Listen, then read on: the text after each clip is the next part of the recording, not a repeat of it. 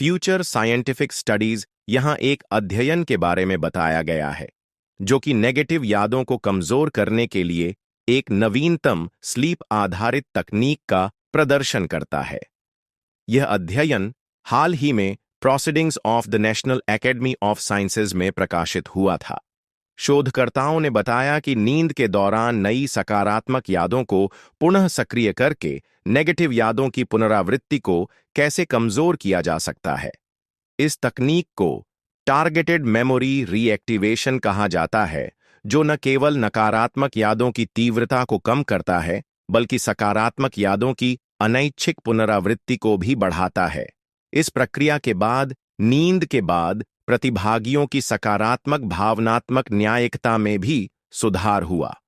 Negative यादें, विशेष रूप से वे जो अनैच्छिक रूप से उभरती हैं, मानसिक स्वास्थ्य को बहुत प्रभावित कर सकती हैं, दैनिक जीवन और संज्ञानात्मक कार्य को बाधित कर सकती हैं। इन यादों का प्रबंधन करने के पारंपरिक तरीकों जैसे कि चिकित्सा या दवाएं अक्सर भावनात्मक जुड़ाव की आवश्यकता होती है और यह हमेशा भावनात्मक बोझ को कम करने में सफल नहीं होती है। नींद यादों को संसाधित करने में एक महत्वपूर्ण भूमिका निभाती है और यह यादों को संग्रहित और पुनः प्राप्त करने के तरीके को संशोधित करने का एक अनूठा मार्ग प्रदान करती है। पिछले शोध से प्रेरित होकर, जिसमें दिखाया गया था कि सकारात्मक यादों को सक्रिय करने से भावनात्मक भलाई में सुधार हो सकता है, शोधकर्ताओं ने यह पता लगाने का प्रयास किया कि क्या सकारात्मक यादों का उपयोग नींद के दौरान पुराने नकारात्मक यादों के साथ हस्तक्षेप करने के लिए किया जा सकता है।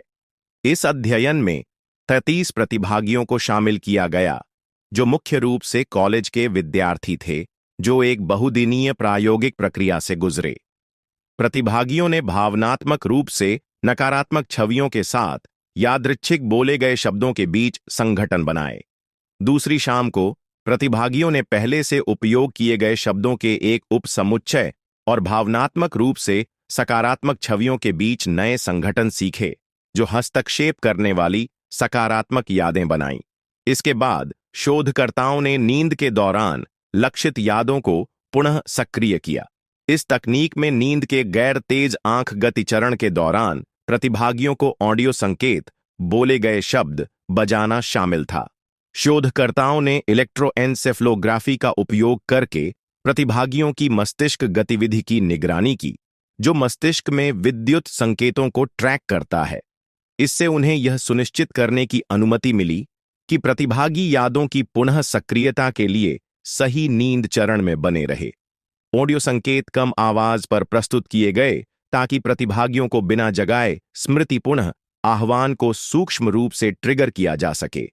इस तकनीक के परिणाम स्वरूप प्रतिभागियों ने नकारात्मक यादों की तीव्रता को कम अनुभव किया और सकारात्मक यादों की अनैच्छिक पुनरावृत्ति में वृद्धि देखी गई।